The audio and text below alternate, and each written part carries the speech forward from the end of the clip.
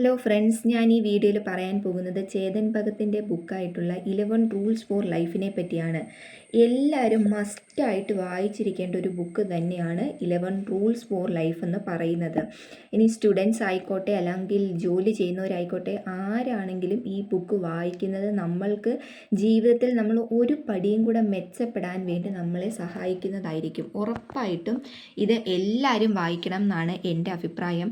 ഇതിൻ്റെ അകത്ത് നമ്മൾ ജീവിതത്തിൽ ഫോളോ ചെയ്യേണ്ട 11 റൂൾസിനെ പറ്റിയാണ് പറയുന്നത്. ഇത് വായിക്കുമ്പോൾ നമുക്കൊരു ഫീലിങ്സ് വരും, ഓക്കെ നമുക്കും ഇതുപോലെ ചെയ്യാം എന്നുള്ളൊരു തോന്നൽ വരും. ഞാൻ ഇതിനെപ്പറ്റി ഡീറ്റെയിൽഡായിട്ട് പറയുന്നില്ല, കാരണം ഇത് വായിച്ചെങ്കിലേ നമുക്ക് ആ ഒരു കണക്ഷൻ കിട്ടത്തുള്ളൂ. പിന്നെ ഇതിൻ്റെ അകത്ത് പറയുന്ന കുറച്ച് കാര്യങ്ങൾ ഞാൻ പെട്ടെന്നൊന്ന് പറയാം. നമ്മളുടെ ജീവിതത്തിൽ ഫിറ്റ്നസ് എന്ന് പറയുന്നത് വളരെ ഇമ്പോർട്ടൻ്റ് ആയിട്ടുള്ളൊരു കാര്യമാണ്. പ്രോപ്പർ ഡയറ്റ് ഫോളോ ചെയ്യുക, പ്രോപ്പറായിട്ട് ഉറങ്ങുക, അതുപോലെ തന്നെ എക്സർസൈസ് ചെയ്യുക.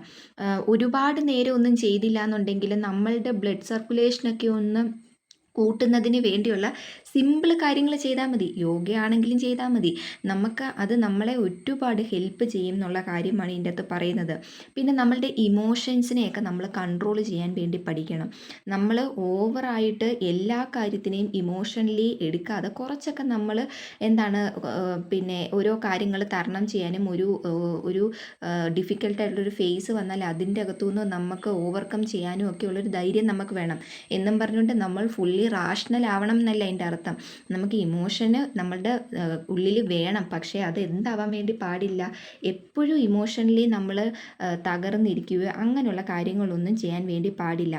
അതുപോലെ തന്നെ നമ്മളുടേതായിട്ടുള്ള ഹാപ്പിനെസ് നമുക്ക് ലൈഫിൽ കാണും. ആ ഹാപ്പിനെസ് നമ്മൾ കണ്ടെത്താൻ ശ്രമിക്കുക. അതുപോലെ തന്നെ നമ്മൾ എപ്പോഴും മറ്റുള്ളവർക്ക് വേണ്ടി നമ്മളുടെ ഹാപ്പിനെസ് കളയേണ്ട ആവശ്യമില്ല. നമുക്ക് നമ്മളുടേതായിട്ടുള്ള ഹാപ്പിനെസ്സും കൂടെ കണ്ടെത്തുക. എല്ലാവരും സിമ്പിൾ ഇംഗ്ലീഷ് പഠിച്ചു വെച്ചിരിക്കുക. ഓക്കെ, നമുക്ക് വലിയ ഒരുപാട് ഈ ലാംഗ്വേജിൻ്റെ അകത്ത് പ്രൊഫിഷ്യൻസി ഉണ്ടായില്ലെങ്കിലും അത്യാവശ്യം നമ്മളുടെ കാര്യങ്ങളൊക്കെ ഡീല് ചെയ്യാൻ വേണ്ടിയുള്ള ഇംഗ്ലീഷ് നമ്മൾ മസ്റ്റായിട്ട് പഠിച്ചു വെച്ചിരിക്കുക. കാരണം ഇന്ത്യയിലാണെങ്കിൽ പോലും നമുക്കറിയാം, ബ്രിട്ടീഷുകാർ ഇന്ത്യയിൽ നിന്ന് പോയെങ്കിൽ പോലും നമ്മൾ ഒരു ഇംഗ്ലീഷ് ലാംഗ്വേജ് എന്ന് പറയുന്നത് അത്രയ്ക്ക് ഇമ്പോർട്ടൻ്റ് ആയിട്ട് കൊണ്ട് നടക്കുന്നതാണ്. അപ്പോൾ ഇംഗ്ലീഷ് ഇല്ലാതെ നമുക്ക് എന്ത് ചെയ്യാൻ പറ്റത്തില്ല, സർവൈവ് ചെയ്യാൻ വേണ്ടി കഴിയാൻ പറ്റത്തില്ല. അതുപോലെ തന്നെ നമ്മളുടെ ചീപ്പ് ഡോപ്പമിൻസ് ആണ് നമ്മളെ കൂടുതലും ഹാപ്പിനെസ്സിന് വേണ്ടിയുള്ള കാര്യങ്ങൾ നമ്മളെ ചെയ്യിപ്പിക്കുന്നത്. ഫോർ എക്സാമ്പിൾ, നമ്മൾ ഇൻസ്റ്റഗ്രാം സ്ക്രോൾ ചെയ്യുന്നു, അല്ലാന്നുണ്ടെങ്കിൽ യൂട്യൂബിൽ ഇങ്ങനെ വീഡിയോസ് നമ്മൾ എൻ്റർടൈൻമെൻറ്റിന് വേണ്ടിയുള്ള വീഡിയോസ് നമ്മൾ കണ്ടുകൊണ്ടിരിക്കുന്നു, അല്ലെങ്കിൽ ഹെൽത്തി അല്ലാത്ത ഫുഡുകൾ, അൺഹെൽത്തി ഫുഡ്സ് കഴിക്കുന്നു. ഇതെല്ലാം നമ്മളുടെ ചീപ്പ് ഡോപ്പമിൻ കാരണം വരുന്നതാണ്. അപ്പോൾ ഇതിനെയെല്ലാം നമ്മളൊന്ന് കൺട്രോൾ ചെയ്യാൻ വേണ്ടി പഠിക്കുക. കൺട്രോൾ ചെയ്താൽ തീരാവുന്ന പ്രശ്നമേ ഉള്ളൂ. മാക്സിമം ഇത് കൺട്രോൾ ചെയ്യാൻ വേണ്ടി നോക്കുക. പിന്നെ നമ്മളൊരു സിമ്പിൾ ലൈഫാണ് ലീഡ് ചെയ്യുന്നത്, ഒരേ ലെവലിൽ പൊയ്ക്കൊണ്ടിരിക്കുകയാണെങ്കിൽ ആ ഒച്ചിരിയും കൂടെ ഒരു ഹാർഡായിട്ടുള്ള തിങ്സുകൾ, ഹാർഡായിട്ടുള്ള കാര്യങ്ങൾ, അല്ലെങ്കിൽ പുതിയ പുതിയ ജോലികൾ, അങ്ങനെയൊക്കെയുള്ള കാര്യങ്ങൾ നമ്മൾ ചേസ് ചെയ്യാൻ വേണ്ടി ശ്രമിക്കുക. പിന്നെ വലിയ വലിയ കാര്യങ്ങൾ നമുക്ക് ചിലപ്പോൾ ഒറ്റയടിക്ക് ചെയ്ത് തീർക്കാൻ വേണ്ടി കഴിയത്തില്ലല്ലേ. അപ്പോൾ നമ്മൾ വിചാരിക്കും, ഓക്കെ ഇത് എന്നെക്കൊണ്ട് എങ്ങനെയാണ് പറ്റുന്നത്, ഇത് എന്നെക്കൊണ്ട് കഴിയത്തില്ല എന്ന് വിചാരിച്ച് നമ്മൾ ക്വിറ്റ് ചെയ്ത് കളയരുത്.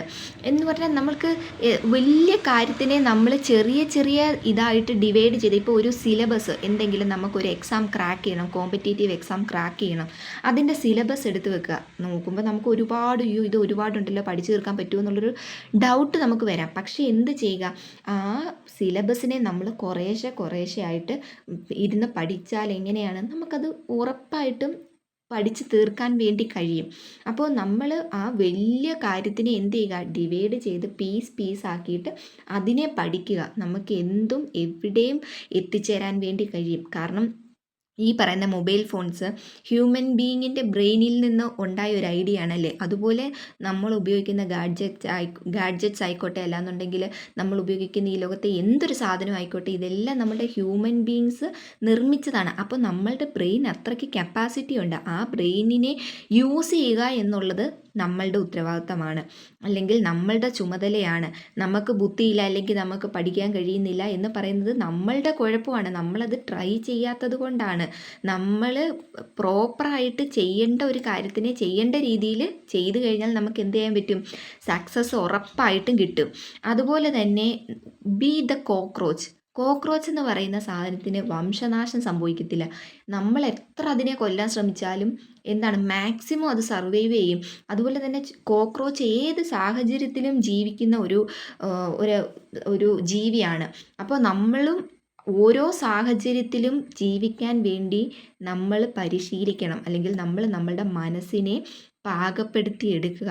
അതാണ് നമ്മൾ ചെയ്യേണ്ടത്. അല്ലാതെ കൊച്ചു കൊച്ചു തളർച്ചകൾ വരുമ്പോഴത്തേക്കും അയ്യോ എനിക്ക് പറ്റത്തില്ല, അല്ലെങ്കിൽ ഇത് എന്നെക്കൊണ്ട് പറ്റുന്ന കാര്യമല്ല എന്നും പറഞ്ഞുകൊണ്ട് നമ്മളതിനെ കളഞ്ഞിട്ട് പോവുകയല്ല ചെയ്യേണ്ടത്. നമ്മളെ കൊണ്ട് കഴിയത്തില്ല എന്ന് തോന്നിപ്പിക്കുന്ന കാര്യത്തിനെ നമ്മൾ നേടിയെടുക്കുക, അല്ലെങ്കിൽ അത് പ്രാബല്യത്തിൽ വരുത്തുക. അതാണ് നമ്മളുടെ ചലഞ്ച്. ആ ചലഞ്ച് നമുക്ക് ചെയ്യാൻ കഴിഞ്ഞ് കഴിഞ്ഞാൽ നമ്മൾ ലൈഫിൽ ഉറപ്പായിട്ടും സക്സസ് ആവും. ഓക്കെ.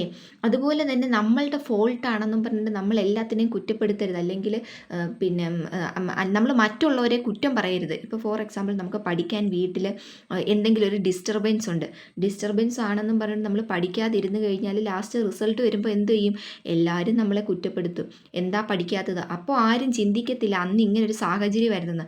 അപ്പോൾ നമ്മൾ ചെയ്യേണ്ടത് അതിനെ ഓവർകം ചെയ്തിട്ട് നമ്മൾ പഠിക്കാൻ വേണ്ടി ശ്രമിക്കുക.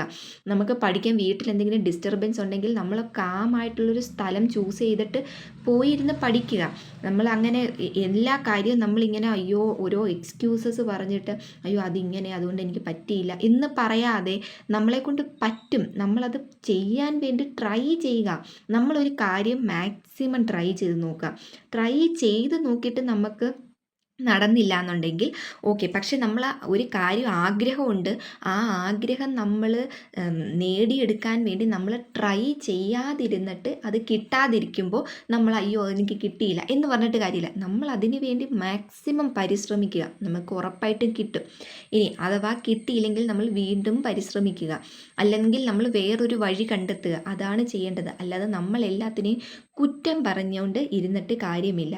നമ്മൾ ജീവിതത്തിൽ ശീലിക്കേണ്ട മറ്റൊരു കാര്യമാണ് ഏൺ, സേവ്, ഇൻവെസ്റ്റ്. നമ്മൾ ഏൺ ചെയ്തത് കൊണ്ട് മാത്രം റിച്ച് ആവുന്നില്ല.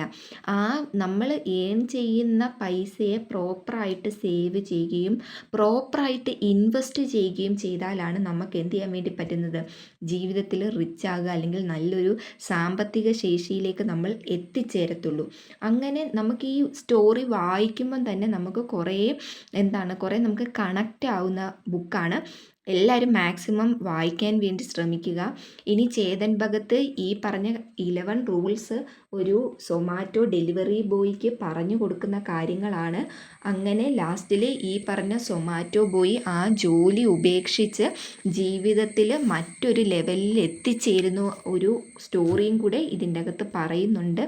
അപ്പോൾ എല്ലാവരും മസ്റ്റായിട്ട് വായിച്ചിരിക്കേണ്ട ബുക്കാണ്. Okay, thank you.